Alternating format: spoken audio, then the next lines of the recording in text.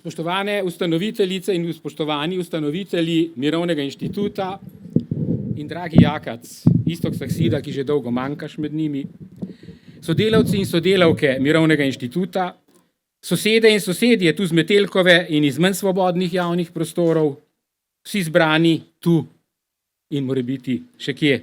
Dobrodošli. Rad bi rekel dobrodošli pri slavljenju 30. obletnice Mirovnega inštituta, pa se mi po vseh letošnjih proslavah množi se že 30 let zaslužnih mož in nekaj manj žena, ki so nam priskrbeli samostojnost, neodvisnost in suverenost slovenskega naroda, dobrodošlica zagnusi, še prednjo lahko izrečem. In si mislim, da je Mirovni inštitut nekakšen angelus novus, ki bi moral biti samo še ena enodnevnica, da bi zapel slavo Gospodu in bi ga od tega pobralo. Pa se mu je petje zataknilo v grlu že pred 30 leti. To, kar se zatakne v grlu in preprečuje odmiranje, je tisto, kar vzdržuje Mirovni inštitut v kondiciji že ves ta čas. Ne more si kaj, da ne bi še naprej obstajal.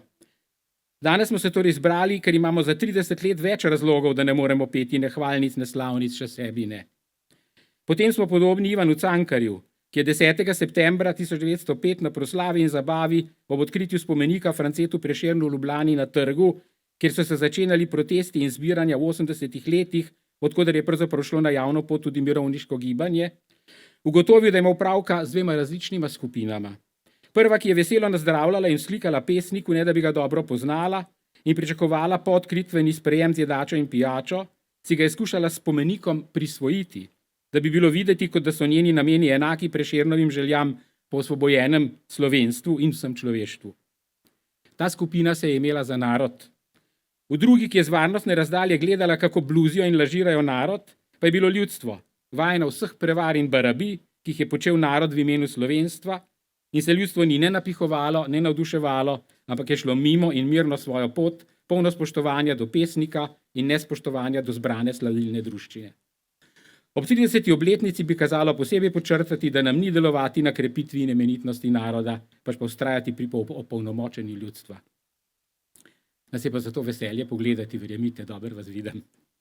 Tako kot je pogled lep na dosežke Mirovnega inštituta, ki so bili o 25. obletnici pripeti na inštitutsko domačo stran. Jih bomo dodali zdaj še 5 novih? Jaz rajši ne bi. Imenitni dosežki naštevajo pod številko 1 mirovne pobude in teme. Zdaj je glavna mirovna tema katastrofalen umik intervencijskih sil NATO pakta iz Afganistana. Ko bi šlo le za to, da je Slovenija skupaj z drugimi članicami izgubila v značilno imperialističnem vojaškem posegu poznega kapitalizma, ko so se tudi vojne preobrazile v neoliberalno podjetništvo, bi bilo še znosno. A Združene države Severnoatlantskega pakta niso bile le poražene na bojem polju proti terorizmu, v vojni, s katero so se povsem nepremišljeno in neprimerno odzvale na napad 11. septembra, ampak so izgubile vsakršno strateško orientacijo, ki bi še bila politika in vojaško nadaljevanje politike. Take poražene in brezglave formacije so zmožne sprožiti globalni, uničevalni vojaški spopad in zanj ne potrebujejo kakega Trumpa. Da ne grem skozi vseh 25 dosežkov, naj omenim še 9. Kontinuirano delo na medijskem področju. Kontinuirano delajo na tem področju tudi drugi, ne le Mirovni inštitut, in ti so ustvarili katastrofalno situacijo Slovenske tiskovne agencije, da bi jo zlomile in izsilile podreditev državne agencije zasebnim interesom in izvedle osebno maščevanje. Nacionalna televizija ob vladi, ki komaj da premore večinsko podporo v državnem zboru, izgublja kadrovsko bitko korak za korakom, čeprav je vsaj še ni uspelo kar ukiniti in nadomestiti s kako orvelovsko kompanijo z madžarskim kapitalom v ozadju. Pa 10.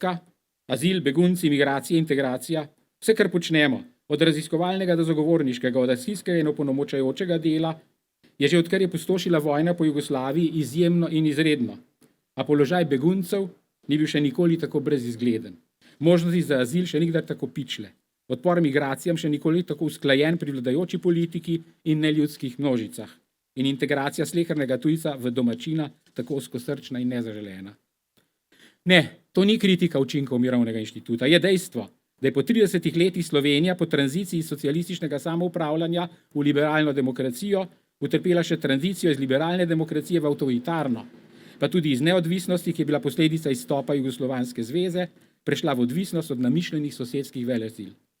Besede Karla Schmidta, sicer tudi samega kar dovolj časa med nacisti, da sta tako fašizem kot komunizem lahko demokratična, le republikanska ne moreta biti, zvenijo kot obsodba naših zapravljenih 30 let. Tolažiti se lahko le, da nismo kakšna posebnost, ampak v krogu nekdanjih tranzicijskih držav prej majčken dodatek pravilu. Kadar čez godove rjovejo vihari, drevesa se svojih korenin zavedo, sporoča partizanski pesnik Matej Bor. Korenina Mirovnega inštituta je neodvisnost, ki ni dana kot deklaracija, ampak jo je treba vzpostavljati s pazljivimi odločitvami, od tiste, kje vse si upaš prejemati finance za svoje projekte, do one, ko tuhtaš, katere teme bi se sploh lahko lotila. Druga korenina je že omenjeno opolnomočenje. Mirovni ne raziskuje raziskovalnih predmetov, da bi jih na začetku natančno definiral, potem pa skrbno opazoval, kaj počnejo, ne da bi se v dogajanje vmešaval. Za razliko od kvantne mehanike, ki računa z vpletenostjo raziskovalke svoj predmet, Mirovni inštitut načrtuje tudi, da predmet ni predmet, saj ima lastno voljo in potencial boja za lastne potrebe in cilje.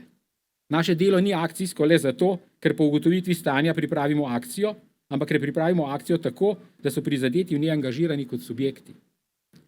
Tretja korenina je v metodološki odločitvi, ki se namesto za statistiko opredeljuje predvsem za kvalitativne metode, kar pomeni, da ljudje v našem delovanju ne nastopajo kot prebivalstvo, ampak kot osebe in kot skupine, predvsem pa kot homines politici, kot državljanke in državljani. V mreži aktivizma in proučevanja okoliščin pa je najpomembneje vzdrževati to mrežo solidarnosti v akciji, v znanosti, v nevladnem sektorju.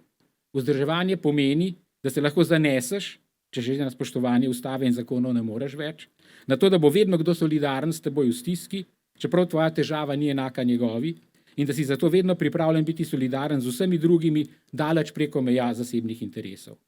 Mirovni inštitut ni zasebni inštitut, je inštitut javno zainteresiran za solidarnost. Še na mnoga leta, dragi.